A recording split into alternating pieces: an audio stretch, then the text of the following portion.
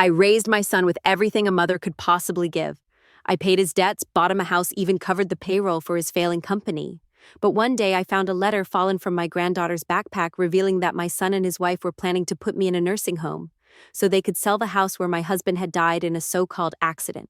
But that accident was never truly investigated. I've stayed silent my entire life. But this time, I'll dig up the past and bury them with it. If you think this is just another family story, you're wrong. Don't forget to hit subscribe to follow the next twisted haunting chapters we've prepared for you. It all began on a quiet autumn afternoon, before I realized I was the victim of my own family. Clarice Bennett had never been fond of modern apartments, but this one-bedroom rental on the second floor of a quiet building in Boston had something she couldn't put a price on: solitude. At 72, that was worth more than space. The wallpaper peeled a little near the radiator, and the kitchen light flickered if she turned the toaster on at the same time. But it was hers, quiet, unjudging, and simple, just like she needed. Every first Tuesday of the month, Clarice performed a quiet ritual. She would brew a cup of black Darjeeling tea, sit at the small oak desk near her window, pull out her checkbook and make out a payment, $5,000, addressed to her son, Max Bennett. The envelope would be sealed and left in the outgoing mail by noon. No note inside, no reminder. Max knew. He always knew. It had been going on for over 15 years.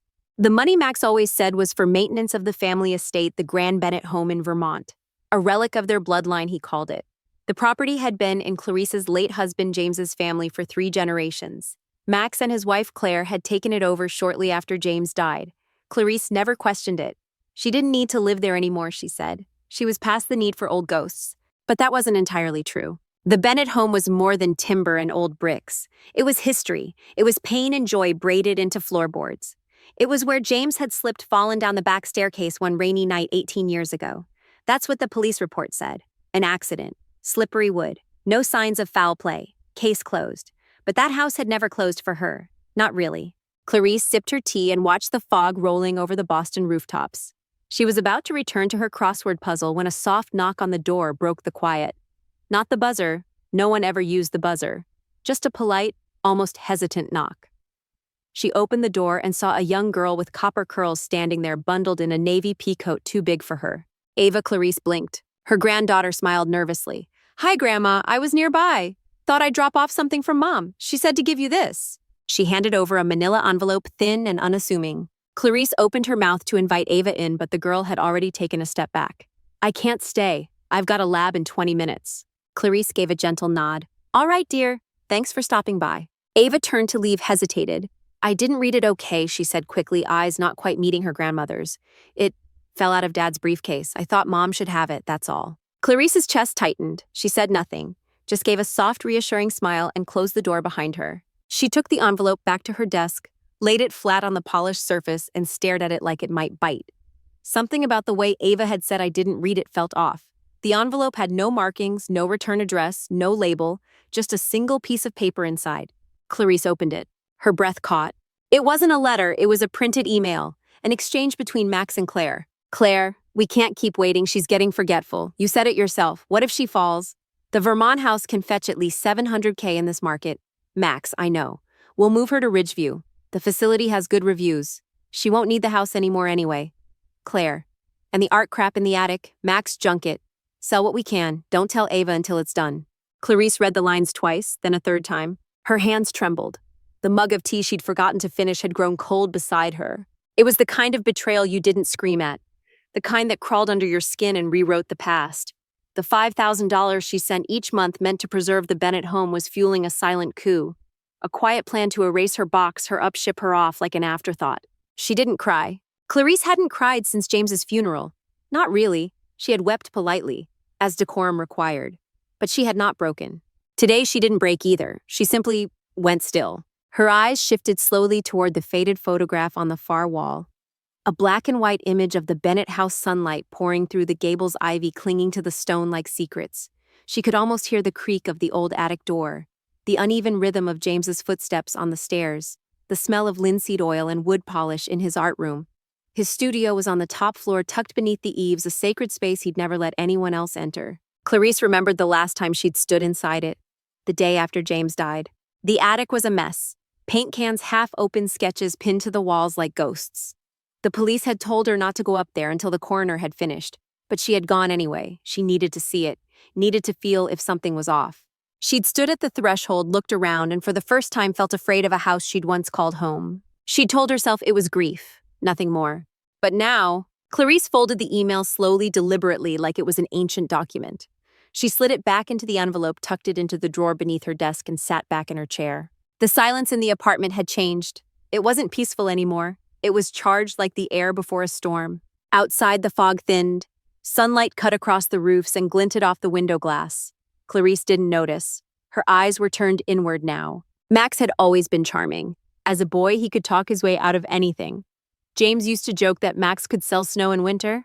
Clarice had laughed at that once. Now it felt like a warning she'd never heeded. The irony wasn't lost on her. She had taught Max kindness but not boundaries, generosity but not gratitude. And now at 72, the mother who had given and given was being penciled out of her own life. For a moment, Clarice considered calling him, just to see what he'd say. Maybe he'd lie, maybe he'd stutter, maybe he'd claim it was just a misunderstanding. But she didn't reach for the phone. She stood up, walked to the closet, pulled out a suitcase she hadn't touched in over a decade. Inside, still folded in the corner, was a navy wool coat and a pair of leather gloves. Vermont winters were unpredictable. She knew that better than anyone. Clarice sat on the bed, slowly, with the meticulous hands of a woman who'd packed too many hospital bags, too many weekend getaways that weren't restful. She began to fold clothes. Not too much, just what she needed. She moved through that apartment with strange efficiency, watered the plants, took out the trash, left a note on the fridge for the building manager, gone to visit family for a while. No deliveries, please. When everything was ready, she paused by the window one last time. Her eyes drifted upward. In her mind, she was already there, standing in the attic again. Dust dancing in golden light, the scent of old paper of James, the soft groan of wood under her feet. A place Max and Claire had called junk. Clarice smiled, but it wasn't a kind smile. It was sharp. She locked the door behind her and didn't look back. The drive to Vermont was long, cold, and uninterrupted. Clarice didn't bother telling anyone she was leaving Boston. Not her son, not her neighbors, not the building manager who usually chatted with her on Thursday mornings. She left her phone on the kitchen counter, powered off, and face down as if its presence had become an anchor. Outside the car window, New England passed in quiet layers, gray skies, dying trees, gas stations clinging to the edges of near-abandoned towns. The hum of the road didn't comfort her, but it steadied her, a low, droning soundtrack to the storm inside her chest. She hadn't driven in years, but her hands remembered the wheel. Her body remembered these turns. This route had once been taken with James beside her arm, resting on the console, humming off key to whatever 70s station the radio picked up. Now it was just Clarice. And silence. When the first silhouette of the Bennett house appeared behind the hill, Clarice's grip on the steering wheel tightened. The driveway was as uneven as ever, filled with gravel and dead leaves, winding like a reluctant path to truth. She parked by the iron gate, the same one James had installed himself 30 years ago. The house stood in the distance, grand but fading, like a memory that had lived too long without being spoken. She didn't walk up the path immediately. Instead, Clarice sat in the car, eyes fixed on the third-floor window, the attic. The one place no one went after James died, the place she had avoided in her own mind for nearly 2 decades. The official story had been so clean, too clean. James Bennett, 59, slipped on the back staircase while working in the attic. Wood was slick from a storm. Head trauma, died on impact. No witnesses, no struggle, no questions. Clarice had stood at the base of those stairs 18 years ago and stared up at the landing where a piece of James's scarf had been caught in the banister. A faint blood smear still visible despite the rain. Her knees had buckled, but she hadn't cried. She hadn't even asked why. Because everyone said it was an accident. And when enough people agree it's time to move on, grief becomes a solitary act, a quiet thing, folded like linen into drawers no one opens. Clarice stepped out of the car. Gravel crunched under her boots. The wind had a bite to it now, Vermont's way of reminding the living they were still mortal. She reached the front door, dug out the brass key she had never stopped carrying, and turned the lock. The air inside was colder than she remembered, stiller. The smell hit her immediately. Old wood closed windows time, the kind of scent you only notice when something's been dead too long. The house was empty of voices, of warmth, of presence. Dust settled on the picture frames. A water stain spread on the ceiling like rot. The kitchen still had the same tile floor she and James had laid down themselves in 1982. One was cracked now. Clarice moved like a ghost through the rooms, her hand occasionally brushing against the walls, as if trying to remember how the house used to breathe. The living room was eerily untouched, staged, as if waiting for a realtor's camera. But no signs of life, no books, no shoes by the door, no coats on the hook. The home Max had supposedly maintained looked like it hadn't been lived in for years. And then her eyes lifted upward again. The attic. She stood at the bottom of the staircase and stared. She hadn't climbed those steps since the day James was found. Back then, the police had roped the area off with bright yellow tape. Do not cross. But no one really needed to. James was already gone and the attic had sealed itself like a coffin. Clarice placed a hand on the wooden banister. The wood was familiar, polished in some places, worn in others. James used to sand and restain the railing every spring. Character he used to say, running his fingers over the grain. Wood remembers. Step by step she ascended. Each stair creaked under her weight like old bones complaining. By the fifth step, her legs trembled not from exhaustion but from what waited above. The attic door was still closed, a thin line of light leaking from beneath it. She reached out, turned the handle. The door opened with a groan that echoed through the house like a long-delayed sigh. Inside the attic was darker than she remembered. The only light came from a single cracked window near the peak of the ceiling. Dust hung in the air like glitter suspended in time. Cobwebs hugged the corners. The floor was littered with canvases, boxes, and old furniture draped in white sheets. Clarice didn't move for several seconds. She stood in the doorway gripping the frame as if afraid the room might inhale and erase her. Then slowly she stepped inside. The smell was overwhelming. Linseed oil, turpentine-aged paper. James. Her knees buckled slightly and she reached out for a covered armchair, pulling the sheet back with one smooth motion. It was his chair, the one with the worn leather arms and the ink stain near the cushion. She sank into it. The room exhaled. Clarice looked around. Sketches were still pinned to the wall, some torn at the corners, some faded, some grotesquely unfinished, like the hand of death had pulled James away, midline. She stood and moved to the far wall, running her fingers across a row of drawings, landscapes, portraits, the bridge by the orchard, the Vermont Valley in winter, a child's face, Max age 10, scribbled in pencil with haunting accuracy. And then she found it. Tucked behind a stack of old portfolios, a box, wooden, scratched. She knelt beside it, her knees protesting, and opened it with shaking fingers. Inside were photographs, some yellowed, some cracked. James and Clarice at the beach. James in his studio grinning with a brush clenched between his teeth. Clarice pregnant with Max. And then a note folded tucked into the lining. Not addressed to her. Not labeled at all. But the handwriting was unmistakable. James's? She unfolded it. The ink had bled slightly, but it was readable. If anything happens to me, don't trust him. I know something's wrong, I just can't prove it yet. But I'm working on it. If I leave this here, it means I didn't get the chance. Don't let them bury the truth. J. Clarice's blood turned to ice. She read the note again and again until the words lost meaning and became only sound. Don't trust him. Don't let them bury the truth. She sat back on her heels and stared at the box, the room, the ceiling. The attic had not just held James's art. It had held his warning. And no one had listened. Clarice stood up. She moved to the easel in the center of the room. A canvas was still mounted there unfinished. A landscape, but not of a mountain or river. It was of the staircase. The exact view from the top landing looking down into the darkness. The perspective was precise. The vanishing point chilling. A figure, a shadow, stood halfway down the stairs. It wasn't James. He had seen someone. He had painted it. And the painting had waited just like her. Clarice reached out and touched the brush still resting in the tray. She whispered, "I'm here now, James." Then she turned back to the stairs, the letter folded in her pocket. The attic wasn't a tomb. It was a witness. And finally, someone had returned to listen. The old rotary phone in the Bennett house hadn't rung in over a decade. It sat on a corner table in the downstairs hallway, a relic of another time, its cord tangled like forgotten roots. But that afternoon it rang. Clarice was still in the attic when the shrill tone cut through the silence below. It startled her not because it was loud, but because it was so absurdly out of place. No one had this number anymore. No one was supposed to. She made her way down the stairs, each step creaking beneath her, and picked up the receiver. "Hello." There was silence at first. And then, "Grandma." Clarice closed her eyes. "Ava." Her voice was small, hesitant, but something else trembled beneath it, urgency, shame. "Hi, sweetheart," Clarice said gently, leaning against the wall as she cradled the phone. "You found the number." "I remembered it from when I was little," Ava said. "It was written on the back of an old postcard you sent from Maine." Clarice could hear her pacing, the way her breath rushed and paused, like she was trying to wrestle her words into shape. "I'm sorry," Ava finally blurted. "I didn't mean for you to see that letter." "I know you didn't." "They don't know I gave it to you," she added quickly. "Mom thinks I handed it to her, but I didn't know what else to do." Clarice didn't respond immediately. She let the silence draw out soft, not punishing. I didn't think Dad would actually go through with it, Ava said, voice cracking. I mean, they talk a lot about money, about you needing help, but I thought it was just stress talk, people venting. Her voice dropped to a whisper. But the letter, I didn't know they meant it.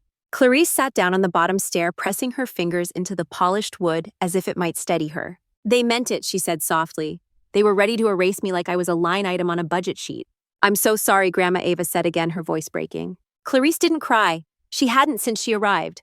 Whatever grief she felt had calcified into something sharper, clearer. She took a breath. I'm not angry at you, Ava, she said. In fact, I'm proud. You are? The surprise in the girl's voice was almost painful. Yes, because you listened to your gut. You chose truth over convenience. That's not easy, especially with family. Ava sniffled. I didn't mean to cause all this. You didn't cause it, Clarice replied. You just turned on the light. A pause. Are you safe, Ava asked quietly. I'm safe. Another pause, heavier this time. Grandma, what are you going to do? Clarice looked up the stairs toward the attic door, still slightly ajar, and then out the window toward the old barn across the field. I'm going to fix what should have been fixed a long time ago. I don't want to lose you, Ava whispered. I don't want them to do this to you. Clarice smiled sadly. Then don't let anyone do it to you either, Ava. Don't let love, especially love that demands your silence, turn you into someone who regrets not speaking. Ava didn't respond right away. When she did, her voice was steady. I won't. Clarice felt something settle in her chest. Something that had been floating for years without shape. The call ended not with tears but with quiet resolve. And the very next hour, Max noticed the money was gone. Max Bennett's day had started with a long espresso, a quarterly review meeting, and a half-hearted attempt to avoid his wife's passive-aggressive commentary about the heating bills. He was used to stress. As a real estate developer in a failing economy, his nerves were always taut. But when he opened his banking dashboard and saw several red flags next to the familiar line, Clarice B. Bennett, monthly transfer, $5,000, his hand froze on the mouse. Transfer canceled. He blinked. Refresh. Still canceled. He scrolled. The other monthly deposits, the ones from Clarice's retirement fund from the old trust account set up by his father, all gone. He felt a bead of sweat roll down the side of his face. Claire, he called out, rising from the desk. His wife appeared in the hallway, arms crossed, already annoyed. What? Did you touch Mom's account? She frowned. What do you mean? I mean, did you cancel anything, change anything? Claire rolled her eyes. Of course not. Why would I touch her account? Max turned back to the screen, clicked, scrolled. Clarice had revoked access. The entire web of silent support, auto deposits, fund authorizations, backup mortgage coverage dismantled like a rug pulled from under him. His stomach turned. She shut it down, he muttered. Claire leaned over his shoulder, reading. What the hell? Max stood up, heart racing. Call her, right now. You call her. You're the son. He pulled out his phone, dialed Clarice's Boston number. Voicemail. Again.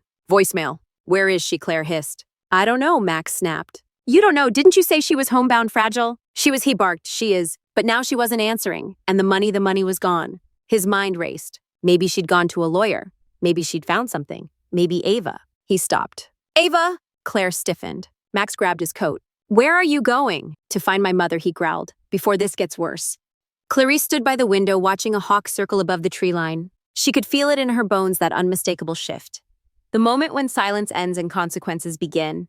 Somewhere Max was spiraling, not because he missed her, not because he was worried, but because control had slipped from his hands. He would come for her, not with fists but with pleas, with guilt, with twisted logic and tears and half-truths. But she wasn't the same woman anymore. She turned from the window, walked back up the stairs and returned to the attic. The light had shifted again, slanting across the unfinished canvas of the staircase. James's final painting, that shadow on the steps, that silent witness. She stood in front of it, staring into the layers of paintbrush strokes like whispers. She would not be buried beside James in the dust of this house, not yet. She would not be a casualty of comfort. The fracture had begun, not in the wood, but in the illusion, and it was spreading fast. The second day of Clarice's absence sent the Bennett household into controlled collapse. Not the kind with screaming or broken glass, but the quieter kind, more dangerous, more efficient. The kind that started with banks. Max paced the living room of their suburban Connecticut home, phone glued to his ear, eyes bloodshot from lack of sleep. He was speaking to the third financial advisor in less than 24 hours, and the answers weren't getting better. No, I'm not asking you to reverse anything illegally, he said through clenched teeth. I'm simply asking if a previously authorized account can be reinstated by an immediate family member. The line was dead quiet. Then, Mr. Bennett, your mother's assets were under her sole control. The revocations came with proper notarization. Her instructions were explicit. Max stopped pacing. Notarized? Yes, sir, in person. We have her signature and video confirmation from the branch visit.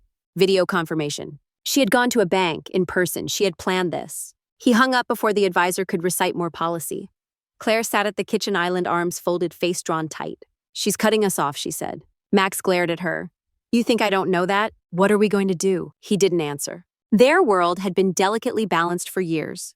Clarice's quiet generosity had paid for far more than either of them were willing to admit out loud: mortgage, insurance, property taxes, the kids' school fees, the renovation on Claire's art studio, which had never actually opened. All those payments had been funneled through tidy monthly deposits. They never asked for them outright, not after the first few times. They just arrived.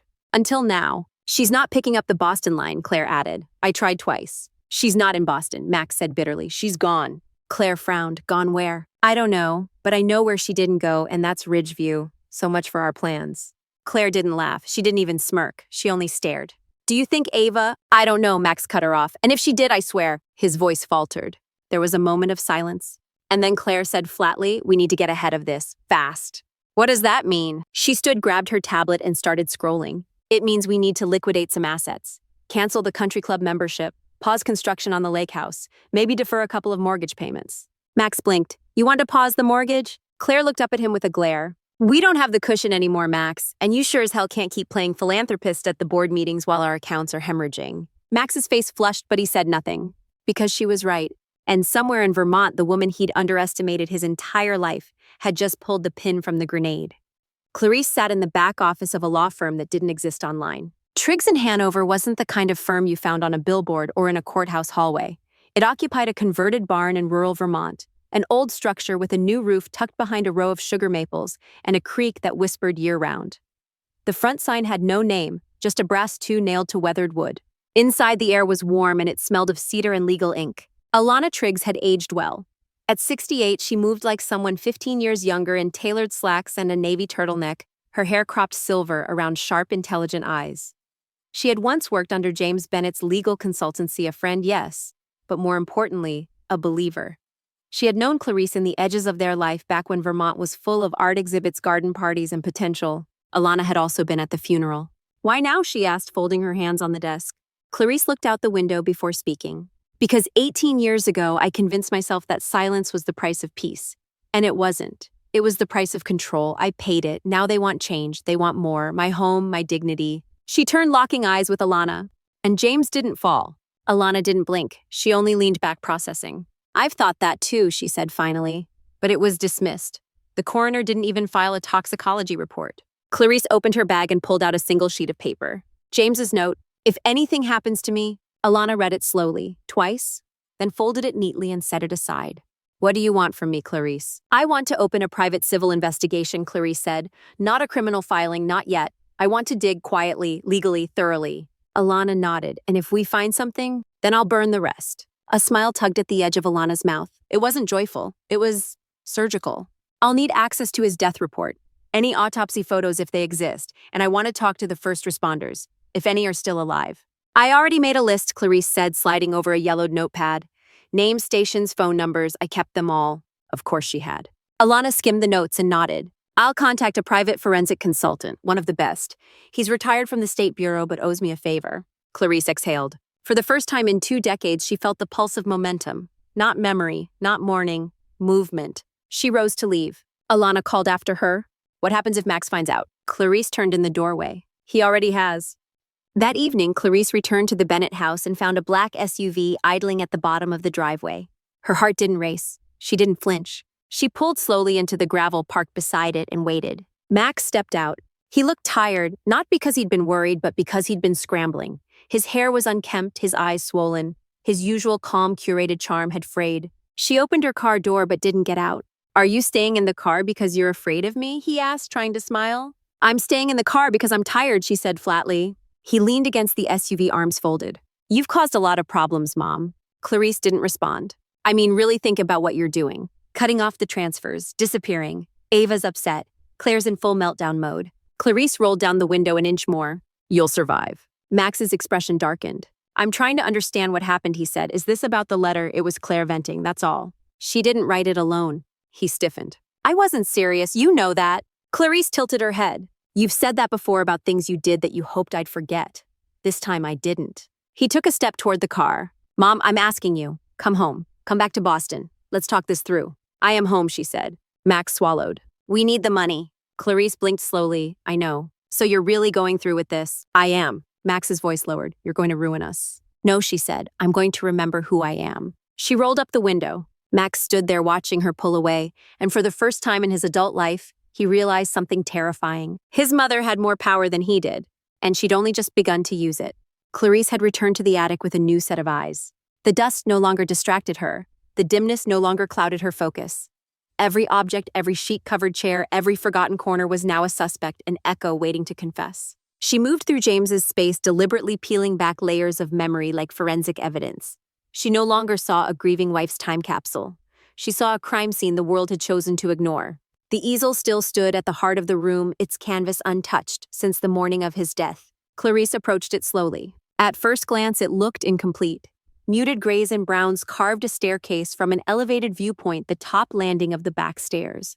The railings were elongated lines, precise, even obsessive. But the longer she stared, the more unnerving it became.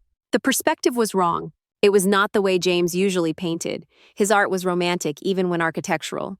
His staircases curved with warmth. His rooms exhaled with nostalgia.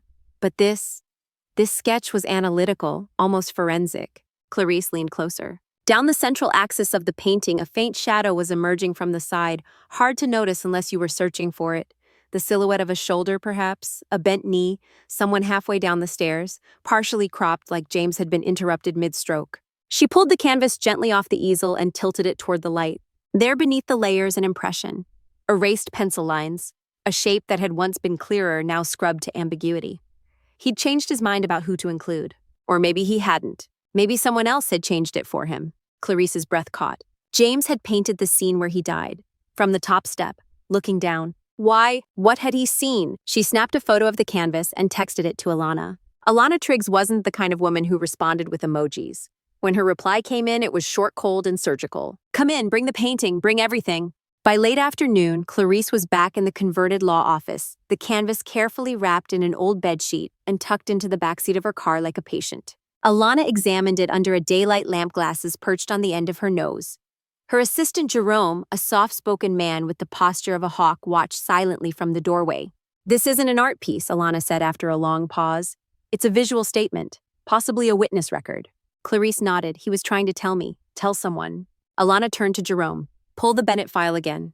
All the way back, police reports, coroner's notes, anything archived. Jerome disappeared without a word. Alana turned back to Clarice. You said the coroner's report felt rushed. Too clean, Clarice said. Too convenient. They waited in silence until Jerome returned with a manila folder thick with yellowed paper and fading ink. Alana opened it, reading aloud portions of the original police conclusion. Cause of death, blunt force trauma to the skull and cervical spine consistent with a backward fall down wooden stairs. No signs of forced entry. Rainwater made the surface slick. No witnesses. Body discovered by spouse at 6:42 a.m. She flipped a page. No mention of toxicology, she said, brows furrowing. Jerome leaned in. That's not standard. Even in 2004, a sudden death, especially in a fall, should have triggered a tox screen and fingerprinting of the banisters. Who signed off on this, Alana asked. Jerome scanned the signature line. Detective Harlan Deeks, retired. And the coroner was... He flipped to the last page. Gregory Shaw. Clarice felt the name drop into her gut like lead. Shaw had been local, a friend of James's brother. At the time, she hadn't questioned his involvement. Small-town familiarity had seemed like comfort. Now it reeked of insulation. Alana rifled through a few more sheets, then stopped. Here. She laid out a photograph. It was low resolution, printed in black and white, clearly scanned from a Polaroid. James's body on the staircase face obscured blood pooling beneath his shoulder. But on his right hand, near the wrist, 3 deep abrasions, parallel, inconsistent with a clean fall. Alana pointed. Defensive marks. Clarice's mouth went dry. He fought, or tried to hold on to something that wasn't stable, Alana said. Or someone. Jerome whistled under his breath. This should have triggered a full forensic workup. It didn't, Alana snapped, because someone wanted it closed. Clarice straightened. Then we reopen it. But Alana was already a step ahead. She tapped the desk. There's something else. I ran a background check on everyone listed in James's immediate orbit during that time just to be thorough. She opened a new document and rotated it toward Clarice. At the top, Henry Rowland. Clarice narrowed her eyes. My son-in-law. Yes, Alana said. Married to your daughter Eleanor since 2000. Works in corporate procurement, quiet background. But here's the detail. No one logged back then. On the weekend James died, Henry was in Vermont. Clarice's chest tightened. No, he wasn't. He was in New York. Eleanor told me. Alana shook her head. He told Eleanor he had a conference, but the hotel has no record. His company didn't sponsor a booth, and his name appears on a Vermont toll record passing through Brattleboro the morning before James's death. Clarice leaned back stunned. Why would he lie? I don't know, Alana said. But I do know this, he never mentioned being in Vermont to the police. Not once. His name isn't in the report, which means either he left before the authorities arrived or someone deliberately kept him off the record. Clarice pressed her fingers to her temples. He always resented James, she murmured. He said James made him feel like an outsider. Said the Bennett name was suffocating. Alana nodded. And if James was about to cut him out of something finance's inheritance influence, it's motive. Clarice stared at the image of the sketch again. The figure on the stairs. The shadow that was never named. She whispered, it's him. Alana's voice was calm, cold steel. Then we prove it. The gravel crunched under Max's tires like bones being ground into dirt. He hadn't seen the Vermont house in years, not since James's funeral, and even then he hadn't stayed long. The place made him uncomfortable with its aging cedar shingles slanted porch and memories that didn't serve him. Now it felt hostile, not because it was different, but because it was the same. Clarice's old Subaru was parked near the barn. Smoke curled from the chimney. Lights were on. She wasn't hiding. He slammed the car door harder than necessary and marched up the front steps, not knocking, but entering like he still had the right. Clarice stood at the kitchen sink peeling apples. Her back didn't turn when the door swung open. I expected you a day earlier, she said. Max stopped in the doorway, unsure whether to attack or plead. He settled somewhere in between. You cut off the transfers without a word. Clarice kept peeling. Yes. You disabled my access to the trusts. Yes. You've created a financial catastrophe. She turned now slowly. Her voice was calm, unnervingly even. No, I've stopped funding one. Max stared at her jaw tight. Do you know what you've done to Claire, to the kids? I know exactly what I've done, she said. And I did it for the first time with clarity. Max stepped closer, eyes narrowing. You think this is clarity? You think this is justice? You're living in a drafty museum full of ghosts while your family suffers. Clarice looked down at the apple in her hand. She sliced it clean in half. You didn't come here to talk about family. You came to talk about money. Max's face flushed. We're family. Money is survival. No, Clarice said sharply. Money was silence, and I've stopped paying for my own silence. Max's breath hitched. Clarice walked to the table, set the apple slices on a plate, and finally faced him fully. For 18 years, I accepted what they told me, that your father slipped, that it was an accident, that the bruises meant nothing. Her voice trembled not from weakness, but from restrained force. I buried him with no questions because I thought protecting you all from scandal was more important than protecting his truth. Max shook his head as if trying to swat the words away. You're twisting this. I twisted nothing, Clarice snapped. I just stopped lying. A silence grew between them, thick and cold. Then softly, Max, your father didn't fall. Max swallowed. You don't know that. I do now. She stepped closer. I've seen the bruises. I've read the reports they buried. I found his last sketch. Max faltered. What sketch? Clarice leaned in. The one where he painted the moment he died, from the top of the stairs, with someone in the frame. Max took a shaky step back. You're digging up a grave, Mom. Clarice didn't blink. No, I'm cleaning the dust off of what should never have been buried. His voice cracked. Why now? Why ruin everything now? Because I realized the house didn't just lose a man that night. It lost its truth. And I won't let that lie be my legacy. Max turned away, fists clenched. You think anyone's going to care?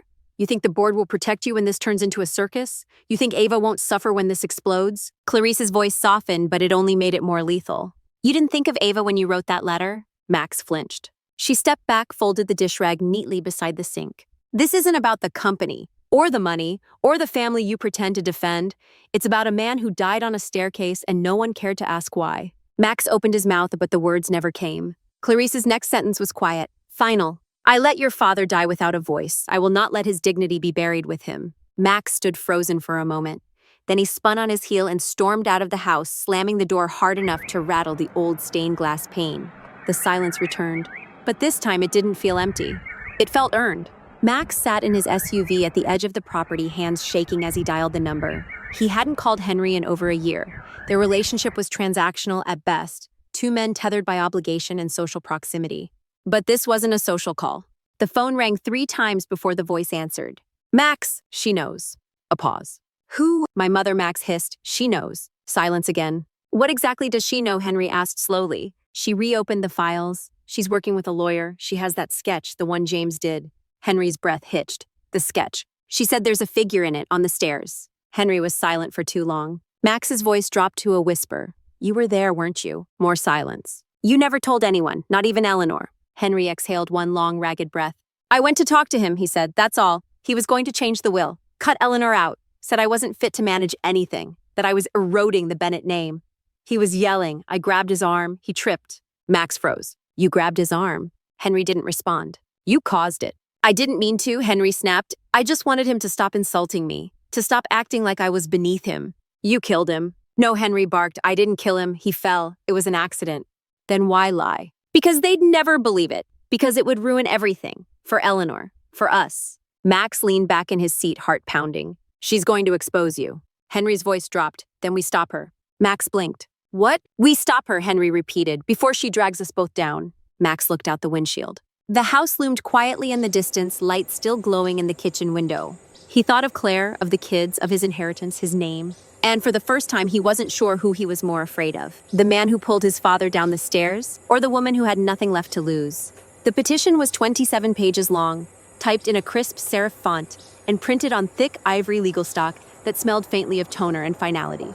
Alana Triggs didn't file things with noise. She filed them with precision. The motion to reopen the investigation into James Bennett's death was submitted to the Vermont Civil Review Board at 9:03 a.m. on a quiet Tuesday. By 9:05, it was making its way up the chain of local justice, unseen by most of the town, but felt like a tremor in the bones of the guilty.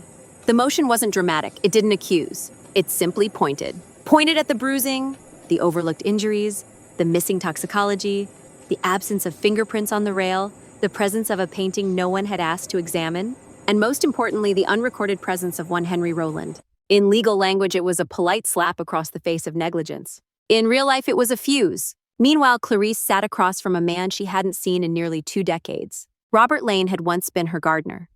Retired now with thick glasses and liver-spotted hands, he lived in a trailer off Route 12 and still brewed his coffee in a percolator. When Alana tracked him down, he'd said, I remember that night more than I remember my own goddamn wedding. And now he was sitting at her kitchen table, eyes watering from the steam of Clarice's tea. I wasn't supposed to be working late, he said, but James had this thing about tulips, you know. Wanted them in early before frostbite, said it made the porch feel alive. Clarice managed a nod. Robert stared down at his mug. So I'm digging under the porch lights. About 6:37-ish, and I hear them. Who, Clarice asked. James and that son-in-law of yours, Henry. Clarice felt her stomach twist. What were they saying? Robert hesitated. James was yelling something about legacy, about family, said Henry had no right to demand anything. That money wasn't owed just because you married into a name. Clarice closed her eyes. It was so very James. And Henry, Robert shifted in his seat. He was slurring his words. He was drunk, kept saying things like, you'll regret cutting me out. And you think you're immortal. Weird stuff. Clarice's hands clenched on the teacup. Did you see anything? Robert nodded. Saw Henry shove him once. Not hard, just, aggressive. James didn't fall or anything, but it wasn't friendly. And this was the night before. Yeah. Clarice took a breath, then met his eyes. Why didn't you come forward? Robert looked away, shame flickering behind his lenses. I tried. I told the local officer, Harlan, but he said unless someone was hurt, it wasn't a crime. Said not to stir the pot on a grieving family. Clarice's mouth went dry. Harlan Deeks, the same officer who closed the case. Alana would eat him alive. Ava Bennett hadn't meant to listen. She was home early from school, her field trip canceled due to weather. She hadn't texted anyone, just walked into the house past the front hall toward the kitchen. And that's when she heard her father's voice. Low, frantic, not the way he spoke to her or her mom. It was darker. She stopped just around the corner, careful not to let her shadow creep across the kitchen tiles. Dad Max was saying, she filed a motion, civil review. It's not a lawsuit yet, but it's close. A pause, a sigh. Because she has evidence now. More silence. I don't know how. Maybe Triggs got it. Maybe she's bluffing. Then the voice from the phone, deep, measured. Henry, if this goes public, we lose everything. Max's breath hitched. I know.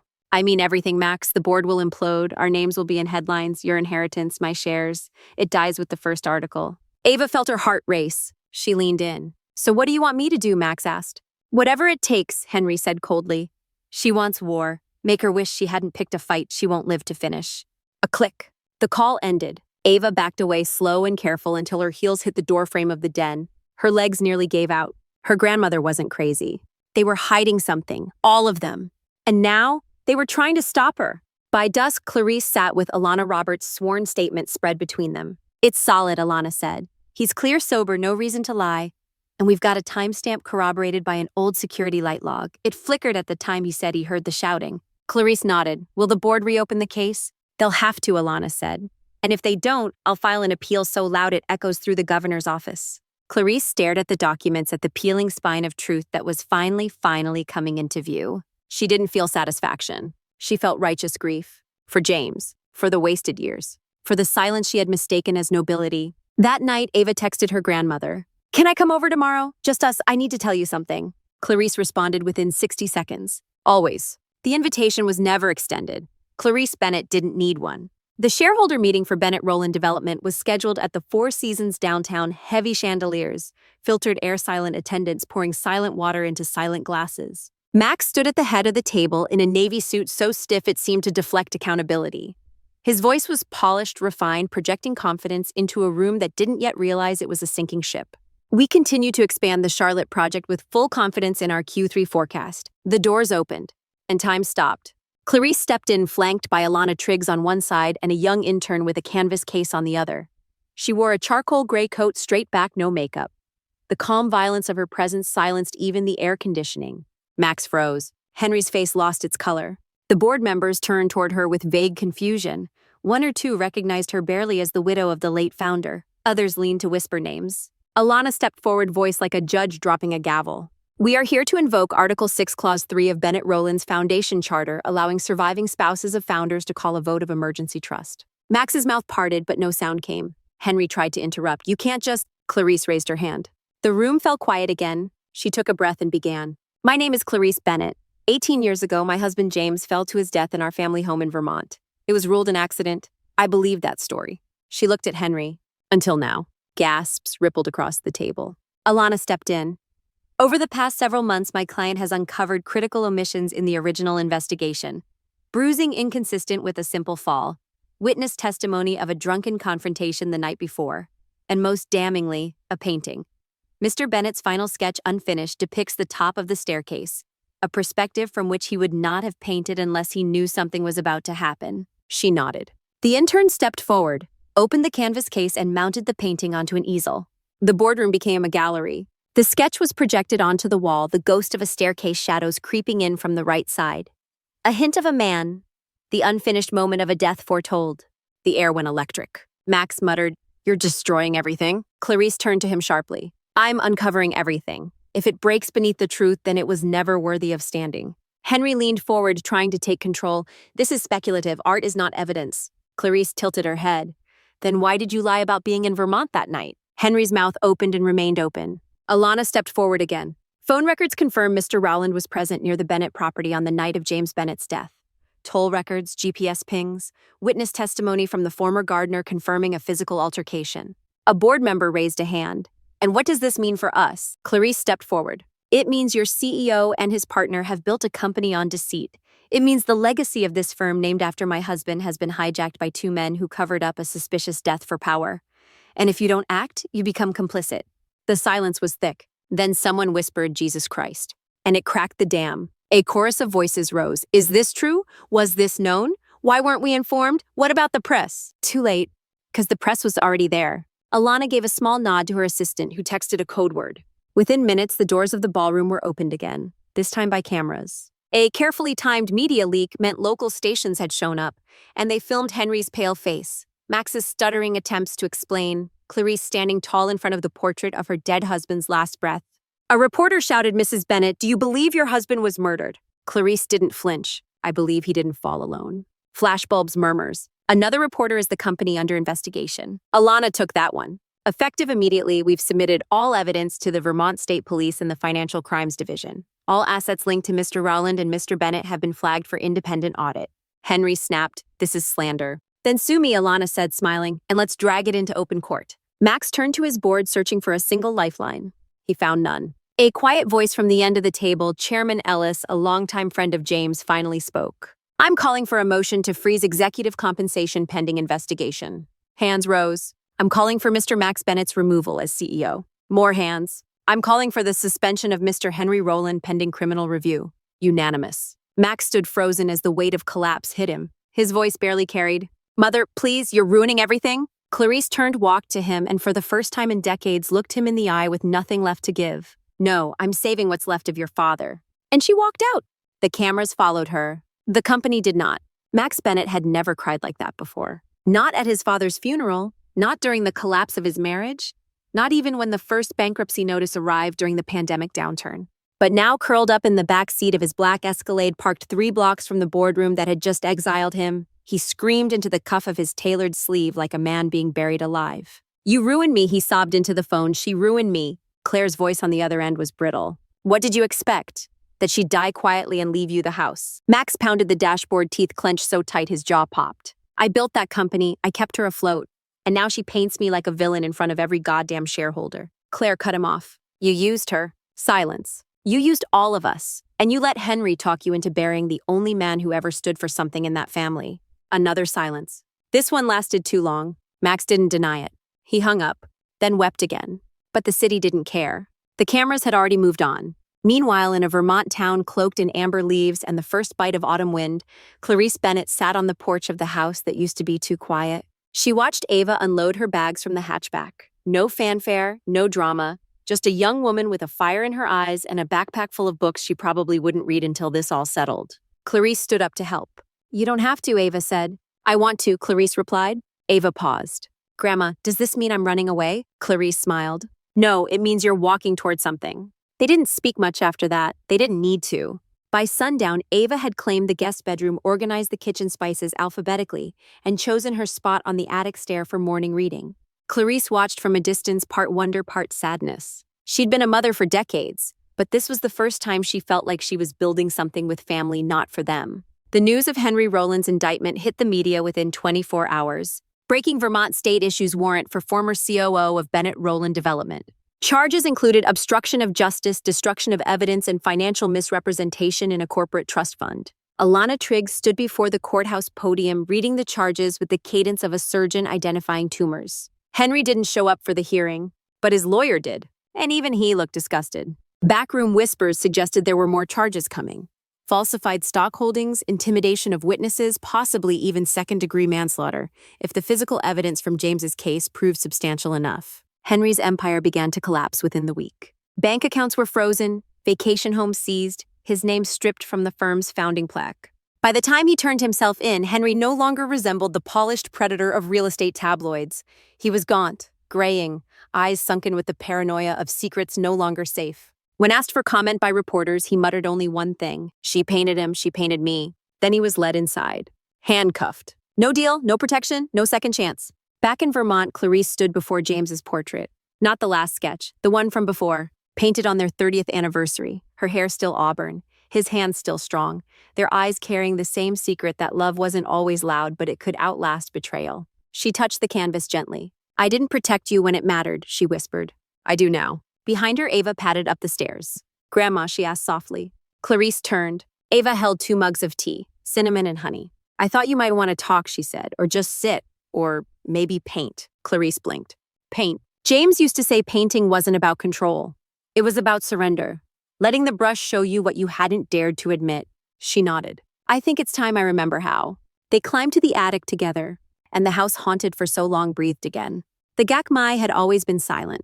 Not empty, just muffled. The kind of silence that doesn't come from peace, but from the slow sediment of years, memories boxed in cardboard, love yellowed with time air that smelled faintly of varnish and withheld grief. But now there was music. Not real music, not yet. Just the soft scrape of rollers across wood, the clink of a ceramic mug, laughter echoing faintly from the stairwell. Clarice Bennett had turned her attic into a sanctuary, and it had started with one brushstroke. It was Ava's idea, technically.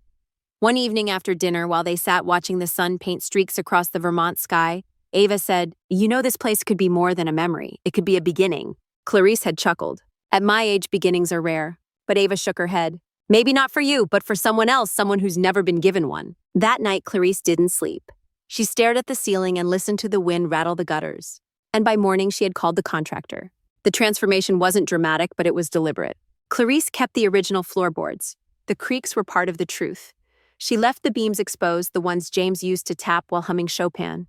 She kept the northern window, the one that flooded the space with light only in the late afternoon, casting long golden shadows like a second sunset. But she replaced the locks, she threw out the dusty trunks, and she opened the space not just for herself but for others. The sign over the door read, "The Bennett Studio, a place to begin again." And people came. The first was Lorraine, 68, former nurse, estranged from her daughter over a contested will and 2 decades of silence. She carried her grief in a rolled-up paper towel tucked in her coat sleeve. She didn't say much, but her hands knew how to hold a brush. Clarice taught her to mix burnt umber and cobalt to make a dust color no camera could capture. Then came Curtis. 74, Vietnam vet, lost his wife to cancer, his son to addiction, carried guilt like a second spine. He didn't want to talk, so Clarice gave him clay. And by the 3rd week, he'd sculpted a twisted hand cradling an open locket. Then came Maggie. 82, no family, just silence. Her strokes were erratic, at first furious. She cried while painting. Clarice sat beside her and whispered, "Let it scream if it must, just don't let it rot inside you." Word spread slowly. They didn't advertise. They didn't need to. Pain recognizes sanctuary. Within a month, the attic was alive each morning with the sound of lives rebuilding themselves in pigment and texture. There were no speeches, no mission statements, just coffee, canvases, and time. Ava chronicled it all, not just in her journal, but in sketches, paragraphs, photographs taped above her desk. She interviewed each visitor with care, never pushing, never prying, just offering them a mirror. And slowly, without realizing it, she was writing her grandmother's biography. Not the kind bound in leather and sold on Amazon, the kind that lived in brushstrokes and long pauses between words, the kind that told the truth without needing to scream it. Ava titled the manuscript "What We Leave Behind When We Finally Choose Ourselves." One day, Clarice caught Ava staring out the attic window, watching the trees shift in the afternoon light. "You thinking about your parents?" Clarice asked gently. Ava nodded. "I still love them," she whispered. "I just don't trust them." Clarice placed a hand on her shoulder. "That's not disloyalty, Ava. That's discernment." Ava turned to her, tears brimming. "How did you forgive yourself?" Clarice didn't answer right away. She looked around the room, at the easels, at the jars filled with rainwater, at Lorraine humming while painting a river she once watched as a girl. Then she said, "I stopped pretending the silence made me strong." By month 4, they had a wait list. Not because of capacity, but because Clarice had one rule. This space is only for those willing to be honest, with us and with themselves. Some walked away at the door. Others collapsed into the threshold. All were welcomed if they stayed. It was a Wednesday when Clarice received the call. The librarian at Wyndham Historical Archive, a gentle young woman named Elise, had stumbled upon something odd while reorganizing the local correspondence files, an envelope yellowed at the edges, tucked between the back cover of a donation ledger and a misfiled poetry volume from the 1980s. It bore no address, just a name in charcoal ink, Clarice Bennett, and a date, March 4, 2007, the day before James died. She drove into town alone, her hands trembling slightly on the wheel. The air was crisp, sharp, like Vermont remembered her sorrow and decided to make it visible. Inside the library, Elise met her with wide eyes and reverent silence, as though what she held wasn't just a letter, but an artifact, a heartbeat preserved on paper. "I don't know how it got there," she said, "but it's yours." Clarice nodded and took it. She didn't open it there. She walked out past the stone benches James once sketched from, past the war memorial he never spoke about but always paused before. And then on a worn bench under the maple tree that had survived every winter with unshaken grace, she broke the seal. The handwriting was unmistakable, still neat, still slanted just enough to seem like it was rushing towards something. It read, "Clarice, if you're reading this, it means I didn't get to say goodbye, and that alone breaks me. You've spent your whole life protecting everything me, Max, the house, the stories no one asked you to carry. You've wrapped yourself in silence so tightly that I'm afraid even your breathing has learned to whisper. If I go first, don't mourn me in stillness. Don't freeze in place. Live, Clarice, loudly, recklessly if you must. Paint again. Walk barefoot in the garden even if it's muddy. Laugh without checking if someone hears. And for God's sake, don't spend your remaining years keeping the peace for people who wouldn't fight for yours. You once told me you were afraid of forgetting how to start over. But Clarice, starting over isn't a betrayal. It's a declaration that you're not done yet. So don't preserve me, let me go, and live whatever life you've been postponing. Love you more than I ever said aloud, James." The words didn't hit her like a hammer. They settled. Soft, heavy, final. Clarice didn't cry right away. She simply held the letter to her chest and stared upward past the canopy of red gold leaves into a sky so clear it looked borrowed from someone else's story. For 18 years, she had protected the memory of her husband like a relic. Framed, untouched, sacred. But maybe James was never asking to be remembered. Maybe he was asking to be released. Clarice wiped her eyes, only then realizing they were wet. She didn't sob. She smiled. Because after everything, after the betrayal, the silence, the courtroom, and the chaos, she had kept the one promise that mattered. She had lived, not as a victim, but as a woman who had finally truly chosen herself. The Gakmai had never held so many people, not even during the holidays back when James was alive, when laughter was louder than grief, and Max was still young enough to believe in things without demanding proof. Now on this quiet Sunday, the old attic breathed like a cathedral. No hymns, just the soft murmurs of visitors, their footsteps careful across the wooden floor as if each plank held memory. The walls were covered in frames, James's final sketches, Lorraine's rivers, Curtis's hands, Maggie's storms, and in the center of it all, lit by a beam of golden afternoon light, Clarice's first painting in 40 years. It wasn't perfect, the lines were uncertain, the colors leaned too warm, but it was hers. A Vermont morning, a worn porch, and a woman standing at the edge of it, not old, not broken, just beginning. The guests lingered long after the cider was gone. Some cried, some smiled, some asked if they could return not to paint, but just to sit where truth had finally been spoken. Clarice didn't give a speech. She didn't need to. She simply stepped outside away from the crowd onto the same porch she had once feared would be her final chapter. The light slanted low, brushing her shoulders like an old friend. Autumn in Vermont wasn't gentle, but it was honest. Ava joined her quiet, holding 2 mugs, one for her, one for Clarice. "Do you think he'd be proud?" Ava asked. Clarice looked out at the trees, fiery and unrepentant in their change. "I think he'd say it's about time." They sat in silence, watching the sky fade from gold to indigo. And then Clarice said more to herself than anyone. "There are houses you live in and houses you survive, but some are meant to remember you back." Her voice returned only once more softly over the final image of the Gakmai bathed in evening light. "Some homes aren't built to shelter you. They're built to remind you who you really were before the world asked you to shrink. And sometimes, beginning again at 72 is the bravest way to live, without asking permission from anyone." Fade to black, end credits begin, and the silence that follows is not empty, it's earned.